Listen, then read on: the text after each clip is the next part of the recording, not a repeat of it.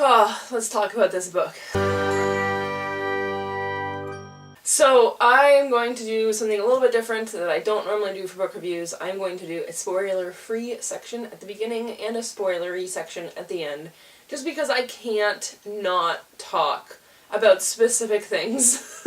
So don't worry if you haven't read the book. I will warn you before I get into the spoilery section. I'm not entirely sure what rating to give this. I gave it 4 stars on Goodreads, but I'm still not completely, I don't know.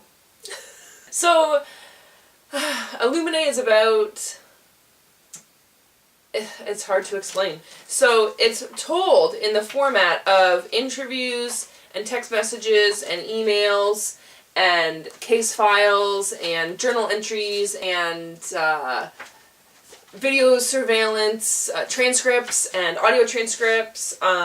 It's not an actual, like, story told with, like, traditional narrative. There are parts throughout the book that act as a narrative, like the video surveillance transcripts act like a narrative. Then there's also a bunch of stuff that's told in a computer's point of view, which is also kind of narrative style. It's kind of short and, like, almost poetic, but really good. I really like the stuff told from the computer, which is called Aiden. Basically, you've been given this book that has a whole bunch of stuff that's been compiled for you to figure out what's happened or whatever, or so that you can figure out all the stuff that went on behind the scenes after this stuff happened. So you start off at the beginning where your people are being interviewed after an attack on a planet that is running an illegal mining operation, and so they get attacked and pretty much everyone on the planet dies except for the people who escape into 3 nearby ships who let them all aboard to save them.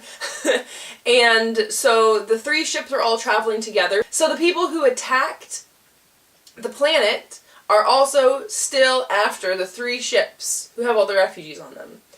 And there's so many people on the ships, like sleeping quarters and living quarters are super cramped because there's way more people on there that are supposed to be.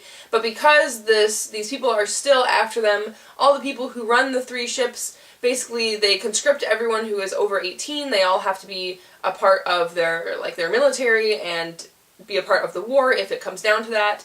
And they have, like, this computer on one of the ships that makes decisions and stuff for them, and it tells them to blow up one of the refugee ships. And they're like, no! And then the computer does it! So the computer blows up this refugee ship, and thousands of people die, and the story just kind of goes from there, where you're like, why did it blow up the ship? What is happening? What's going to happen when these other people come and attack us? Plus there's also a guy and a girl who just broke up at the beginning of the story who are on 2 separate ships who are communicating throughout it, and then there's way more, but it's really good.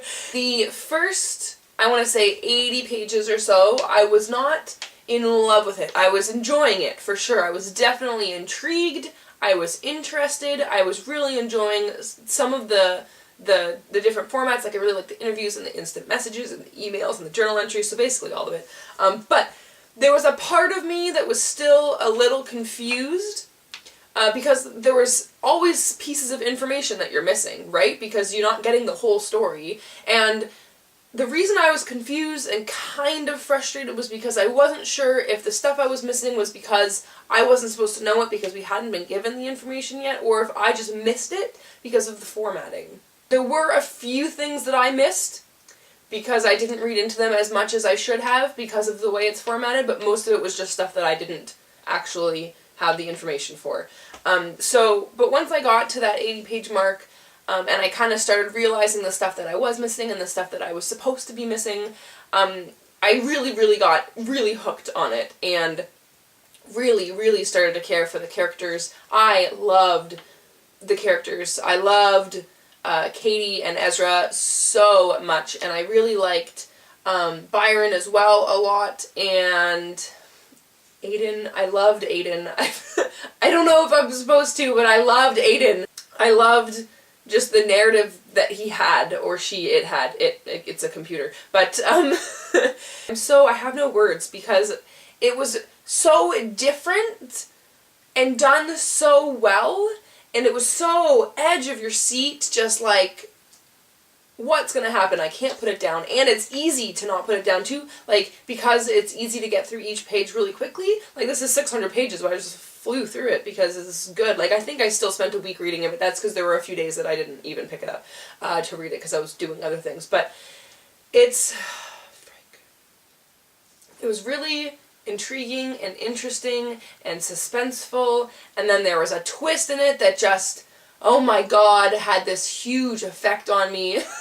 That I just, what? And then there was another twist, like at the very end, that I didn't like it. And even just there were two kind of twists, I guess, and I didn't like either of them, and I can't say why without spoiling, so if you've read the book, stay tuned and I'll tell you why later, but I didn't like it, and now I'm not even sure if I want to read the second one. I'm still really glad that I read this, though, because my enjoyment level while I was reading it before I got to the end was, like, through the roof. So, and this is a quote, because I really, really liked it.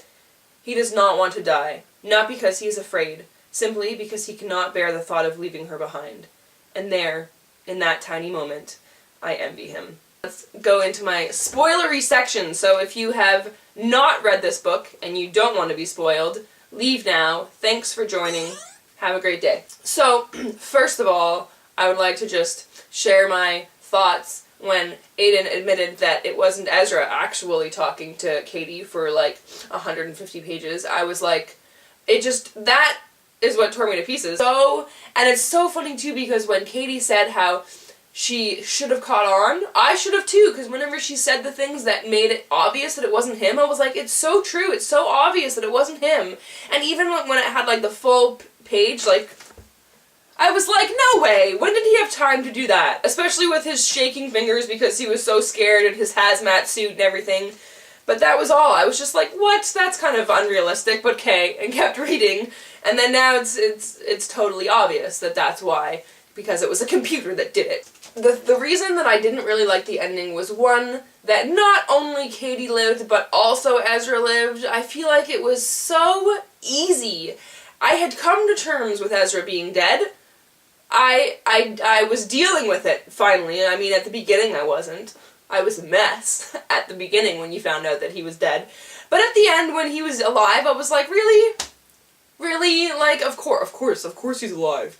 And then even that Katie got away, like, there's no way everyone else on the ship died, because the ship was, like, blown to bits.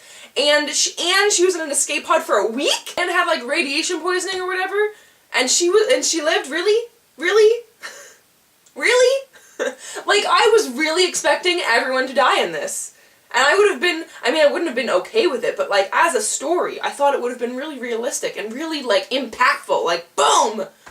Everyone died, and here's why. Like, I thought everyone was gonna die, and they were gonna find out, like, exactly what happened at, like, the beginning and stuff, and then the second book would have been about, like, them trying to find more information, like, whoever gathered this information would have been gathering information from, like, other ships or something, because maybe they were attacking other people, too, and they were just trying to get them to stop, or something. Like, seriously? Really? They both lived after everything? Like, seriously? Why would she send the information, all that information, to Baytek, if Baytek were the people who were attacking them? That makes no sense to me. I don't understand why she would do that. And I don't even really, like, you're probably not supposed to understand what the Illuminae group really is and what they're really doing, but I don't get it. And why is it Ezra's mom? My boyfriend didn't read this book at all, but I was saying how I didn't really like the ending, and I was like, the person that we were reading about is the person who sent all the information to the enemy, and I don't understand why. And he was like, oh, and it's probably her dad. I was like, oh, it's her boyfriend's mom. And he was like, oh, wow, predictable. So, yeah. Also, whenever she said, like, Ezra's mom said, you made a mistake in your information or something that made it obvious that he's still alive, and I want to know what that information was, because I don't know what it was. That's it for my spoilery section, I guess. I'm just really mad that they both lived. Like, if Katie lived, but Ezra didn't, okay. What I feel like what would have been better is if Ezra lived and Katie didn't. Because that's awesome. I mean, that sucks a lot, because the whole reason she went over and sacrificed herself and everything was because she thought he was dead. And then, oh, turns out he's not dead, and she just died because he was dead. She just, like, let herself die because she had no one, and he's actually alive. That would have been great. Horrible, but great. Yeah. I guess that's all for my spoilers. Ugh.